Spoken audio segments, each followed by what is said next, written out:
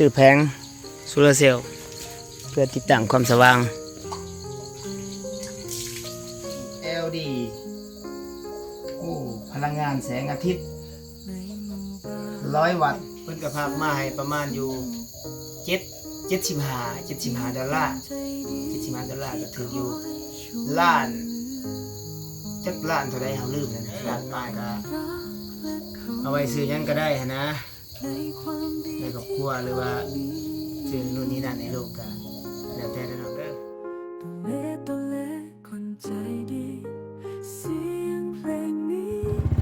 เอาสบายดีทุกคนมื้อนี้ก็เดินทางไปบ้านสาวแม่ห้างน้อยน้องพุทธแต่ว่ามาโอ้ยน้ำลดลงแน่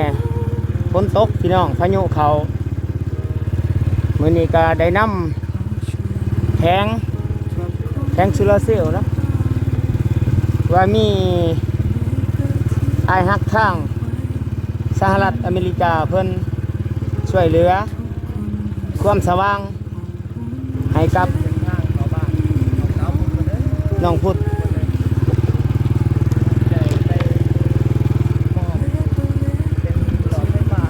เอาสิไปติดตั้งแผงโซลาร์เซลล์ให้ความสว่างอีกเพิ่มขึ้นมาอีกทุกคนเนาะก็ดีใจได้หลายที่มีอ้ายทางสหรัฐเพิ่นช่วยเหลือให้เบาเล่มาเป็นสะพานบุญให้มาซื้อแผงโซลาร์เซลล์มาติดตั้งความสว่างให้กับครอบครัวน้องพุทธสาวไม่ห่างน้อยฝนตกพี่น้องเอ้ยพายุ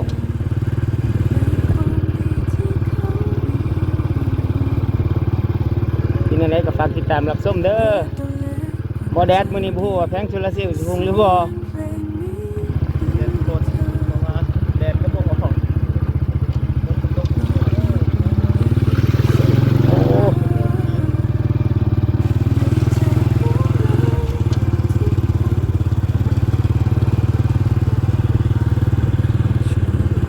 ยังอยู่แขวงซื้อกองคือเก่ายังไม่ได้เมื่อนะทุกคนเพราะว่ากะเป็นสะพานบุญให้ทางครอบครัวน้องพุทธนี่เส้นทางเขาไปบ้านเพิ่นเป็นแยกเขาบ้านแยกไปหมดแล้วฝนตกแห้งๆเมื่อคืนเนี่ยอันนี้น้ำลดลงแน่แล้ว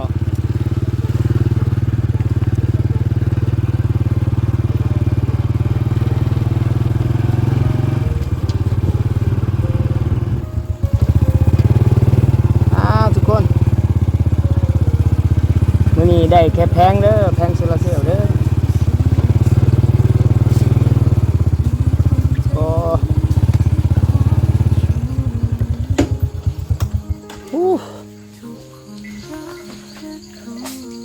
ทางพี่น้องแต่เช้าๆเขาไปตลาดเนาะไปเอาเงินมานี่กัมทาง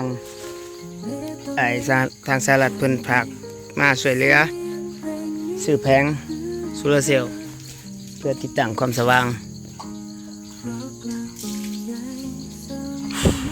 เพื่อนชาติเอ้ย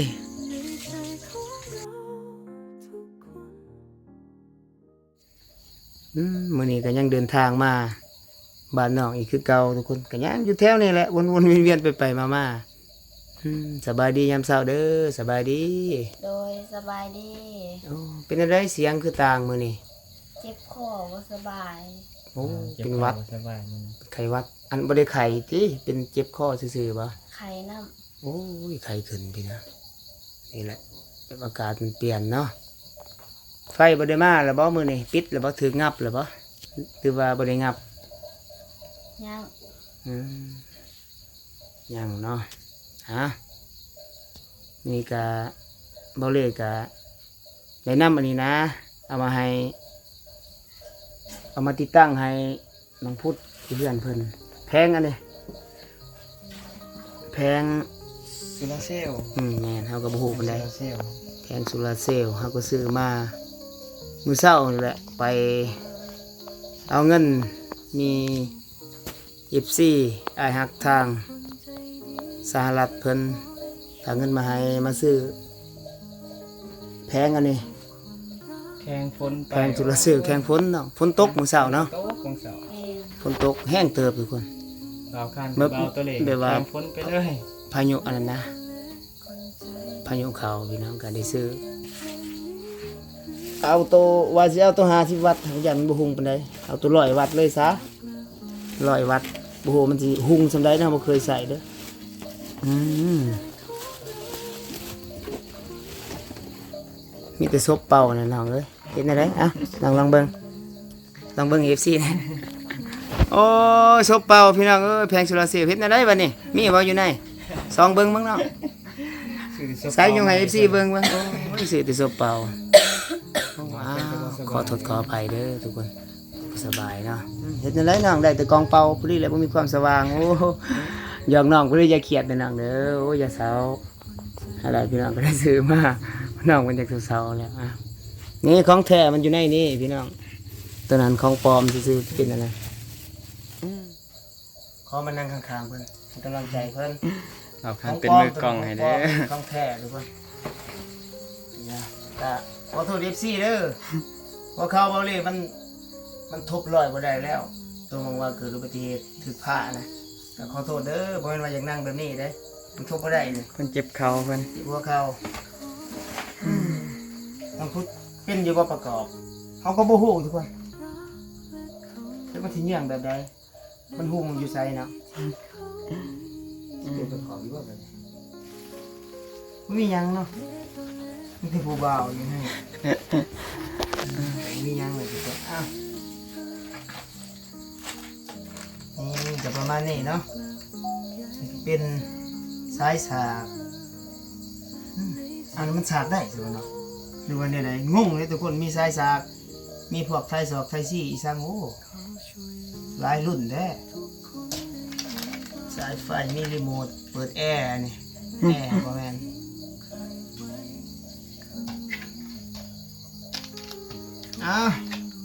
ต้อนรับความสว่างใหม่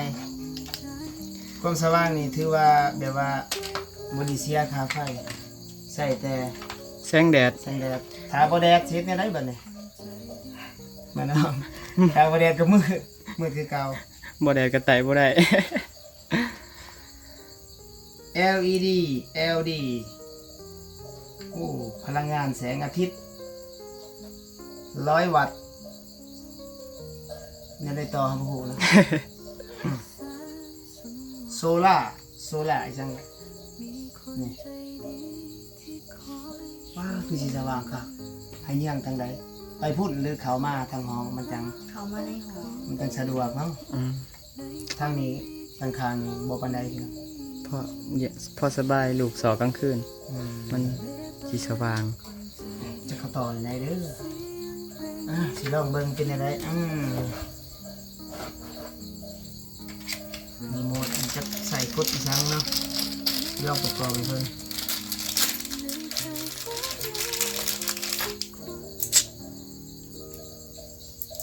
ยุ่งก็หลายน้องพูดเพิ่นก็ตบเลยอยู่ ถ้าน้องได้ไฟนี่แล้วไฟบัดไฟตัวนี้เขาน้องสิบอกเขาปิดบ่ ปิด อ๋อเพราะว่าถ้ามีไฟนี่แล้วเนาะเพราะไฟอันนั้นนะเสียเงินพี่น้องไฟอันนี้บ่ได้เสียเงินเด้อไฟอันนี้บ่ได้เสียเงินเพราะแต่ว่ามีแสงแดดนะ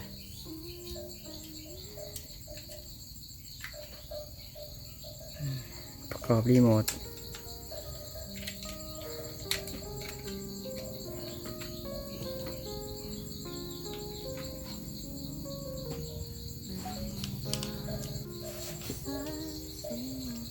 ครับบ่ลองดู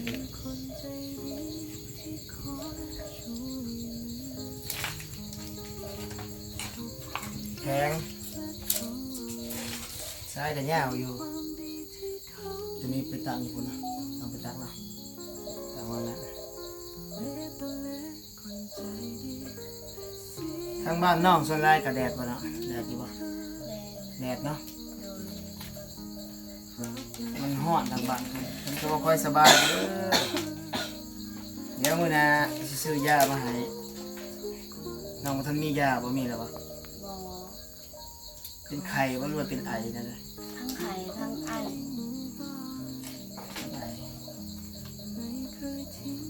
รู้ว่าไอแนวใดมีหลายไอบางทีก็ไอเลิฟยู ว่าแต่น้องพูดบ่เลยก็เป็นไออยู่กันนี่100 วัตต์สิลองประกอบกับบริเฮียนเด็บสร้างอันนี้ดอก มันมีน็อตจับ น่าสิแนวนี้เนาะ แม่น ไปแจ้กูมีจ้ะ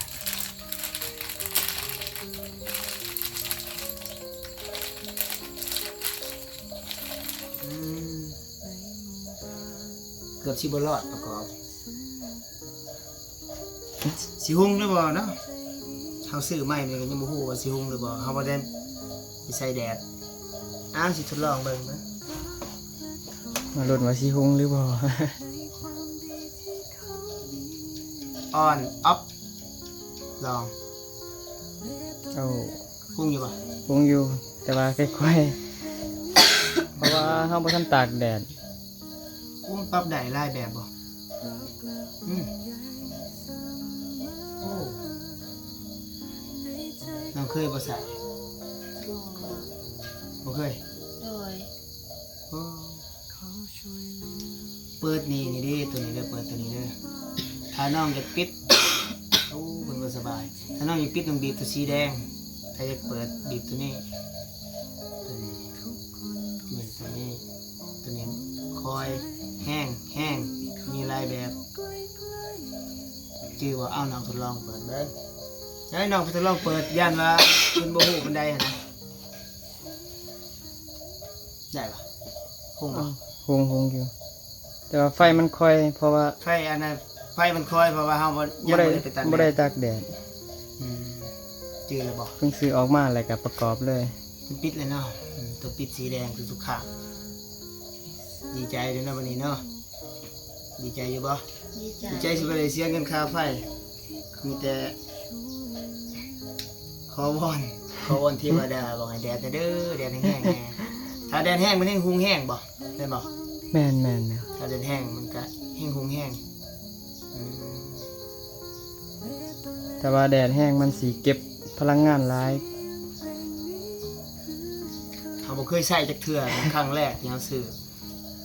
มาให้น้องพุทธเป็นครั้งแรกที่ FC สั่งงานมาให้อะนะเขาได้เลยจัก100 บาท100ฮอดบ่100หรือ50ตัวนี้ตัวใหญ่นี่แม่นบ่เขาว่ามันโปมน้ำก็ได้จังบางคนเขาว่าแม่นแท้บ่วะเขาก็บ่ฮู้เด้อ มันก็อิงตามรุ่น เบิ่งลองเปิดมาคือเปิดม่วนใช่ป่ะ ปิดเปิด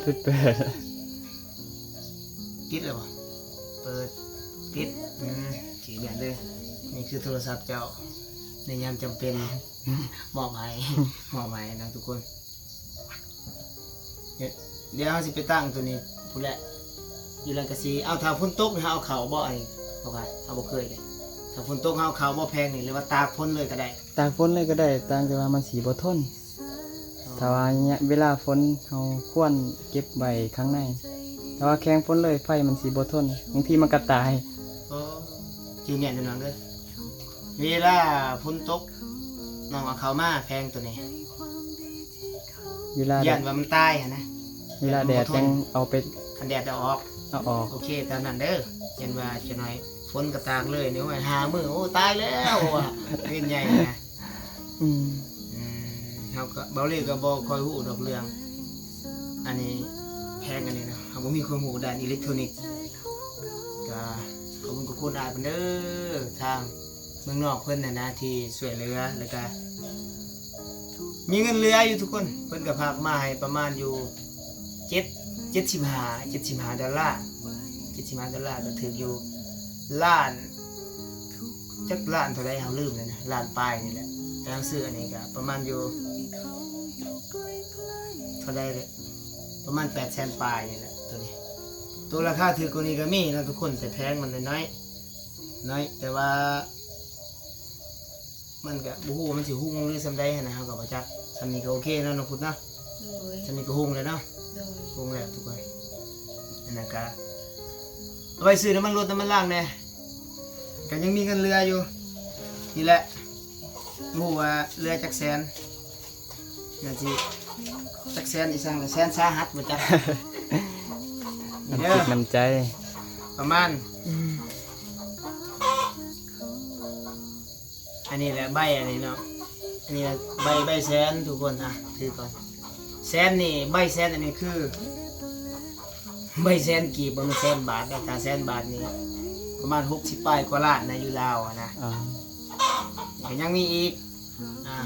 ให้น้องไปซื้อหยังก็ได้นะสุดท้ายนี่แหละใบพันกีบบ่แม่นพันบาทอันนี้พันกีบ สิให้เบาข้านบ่ ไอ้เบาคานใส่น้ำมันรถเนื้อบ้าน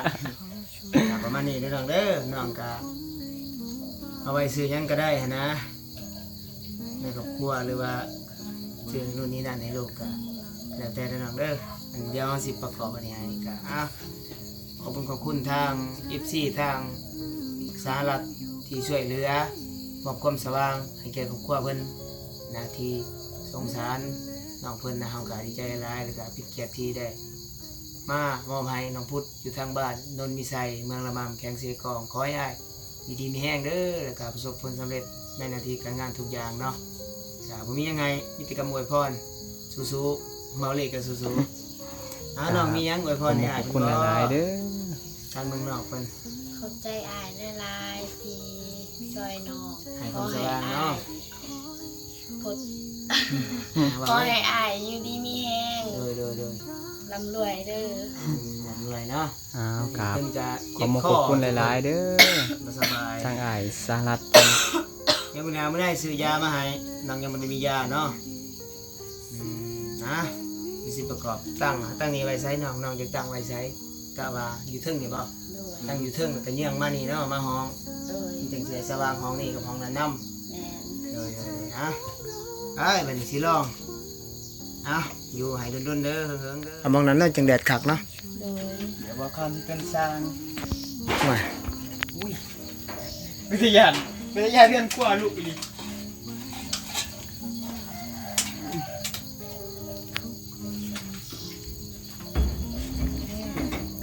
โอ้อยู่หันแดดคักแล้วอยู่เอาความสว่างนี่เต็มที่เลยแล้วอยู่เนี่ยเพราะว่าเริ่มแดดแล้วอยู่บ่สำนะ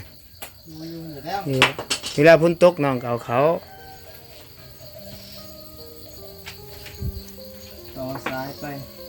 นี่สายนี่หอยอันนี้หอยนี่เขาเขาวางนี่เลยก็มาเดซะนี่ถึงอยู่บ่ถึงอยู่เนาะ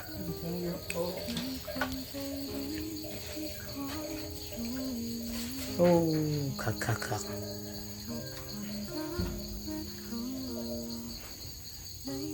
หอยใช่ไหม งั้นเอาวางนี่ก็ได้มันจังเยืองไปห้องเลย ทั้งหมดเลยเนาะ ได้อยู่พอดีงามเลยเนาะโอ้วัดมาแล้วโอเค เงื่องบัดนี้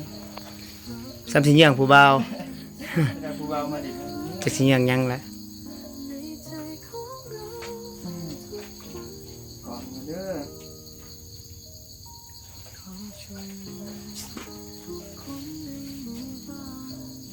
หอยชนิดเลยเนาะ นี่มันติดแล้ว โอ้แต่ว่ามันได้รับไฟมันสิเป็นมันรับไฟนะมันรับแสงมันสิเป็นมับอย่างนั้นบ่ ใช้รีโมทลองเสียงอ่ะ ลองเบิ่งสร้างใหญ่นี่ บุ้งแล้ว โอ้ โอ้มีตากับพริบ พุ่งสุดมีบ่ บุ้งสุดนาชิเป็นตัวนี้นะไฟมันแห้งทุกคนเพราะว่ากำลังตากแดด กำลังตากแดดประมาณอีกชั่วโมงหนึงน่ะสิคงแห้งโอ้คักเด้อนี่พุ่นแจ้งเด้อนี่ ไปแจ้ง โอเค เอาปลั๊กอีสังตัวนั้น ปั๊บมองสากโทรศัพท์เด้อนี่เด้อ โอ้สมมุติว่าเวลาน้องเพิ่นอยากสากโทรศัพท์ก็ แม่นเด้อ ซุบเขานั่นเนาะโอ้ ถ้าสากที่ดีตอนแดดออกเขาสากโทรศัพท์ได้ โอ้สากเลยบ่ ไฟมันสิเข่าร้าย เอาสมมุติว่าเราสากยามกลางคืนนี่เป็นจังได ก มันก็เข้าอยู่บ่หรือว่าบ่ได้ เขาอยู่แต่ว่าไฟตัวนี้มันสิหมดไว้มันสิ โอ้ ได้บ่มันสิอยู่ได้บ่เด้อ เพิ่นพอมีความรู้เบาหลีบ่ฮู้เด้ออันนี้เป็นปลักสากโทรศัพท์โอ้คักสบายแล้วแบบว่าน้องพูดเพิ่นสากโทรศัพท์สากอีสังอะนะครับปลักนั่นเลยทำนี่ก็โอเคแล้วโอเคเนาะน้องเนาะโอเคบ่ โดย โอเคโอ้คักหลายใส่ลองมาอีกเบิ่งเอาอีกบัดหนึงจวดขึ้นมาอ้าวบ่ได้นี่เริ่มหุงแห้งแล้วได้บัดนี้ว่ามันตากจักนาทีแล้วบางอย่าง2-3 นาทีเริ่มหุงแล้วว่าแดดบ้านเพิ่นมันอันนั้นนะมันแดดแห้งอ้าวคักหลายน้องฮู้อยู่ที่วิธีปิดเปิดฮู้แล้วบ่อ้าวเดี๋ยวใส่น้องเพิ่นไปทดลองยืนเบิ่งให้เพิ่นกดได้หรือบ่ฮะไปเบิ่งเนาะเอาเบิ่งจะไปลองเอาบ่คร้านเอาให้เพิ่นมา ลอง เบิ่งให้เพิ่นลองเอาเพิ่นสิจื้ออยู่บ่ไปอยู่ใกล้ๆเพิ่นกะละว่าโอ้สว่างบ่เอานี่เอาปรับไปลองปรับตามระดับ ปรุงแล้ว แห้งแจ้งขึ้นปิดเด้ปิดก็ฮู้อีกจื้อไว้เด้อ โดย เพื่อว่ายันว่าเดี๋ยวเพื่ออ้ายเมื่อแล้วโอ้ไอ้เล่แบบได้ดิผิดเพิ่นขนาดยันว่าบ่ฮู้ได้ความสว่างแล้วก็ดีใจหลายเพื่อความปลอดภัยอีกนะนะโอเคโอ้คักหลายเด้อนี่ฮะสู้ๆเด้อนังเด้อ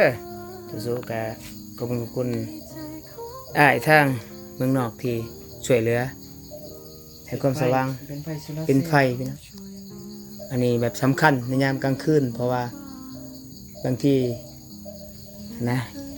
เราก็ต้องได้ใส่อะไรไฟปกติดอกอยู่ใส่กัน สิตื่นกลาง นั่น แห แห ละ ละแม่น เรียนอะไรนะแต่ว่าไฟไปห้องน้ำบ่มีแล้วเฮาบ่ฮู้สิต่ออีกไฟบ่ฮู้สิดึงได้พุ่นห้องน้ำเพิ่นทั้งพุ่นทั้งพุ่นบ่ แม่ บ่มีไฟดอกมีแต่เฮือนใหญ่ไปก่อนเป็นจังไดก็ฟังเบิ่งมื้อหน้ามื้อในเนาะอ้าวสู้ๆเด้อมีแต่ไฟตัวนี้ไฟเขาเนี่ยน้องสิได้บอกเขางับปิดเด้อเนาะ โดย เพราะว่าเขามีไฟนี่เลยไฟอันนี้เขาบ่ได้เสียเงินมีแต่คือว่าแหละขอห้องให้เทวดาให้มันแดดๆแน่ นี่บ่ให้ฝนตก แห่งช่วงนี้ก็ฝนตกอีกอ้าวจังไดก็สู้ๆคือสิหุงแห้งกว่าเก่าอีกได้ดนแล้วอ้าวทดลองอีกเบิ่งบาดหนึงอุ้ยแห้งดนแห้งเหลื่อมเนาะ แม่น แห้งดนแห้งหุงนะทุกคนจือแล้วบ่ปิดบัดนี้ใครอยู่พี่น้องเพิ่นจำง่ายๆตาแดดออกนี่ ตาแดดออก สิหุงแกงครับ แม่นสู้ๆเด้อสู้ๆให้กำลังใจเป็นไงก็สู้ๆสบายดี โดยสบายดี ขอบคุณหลายๆ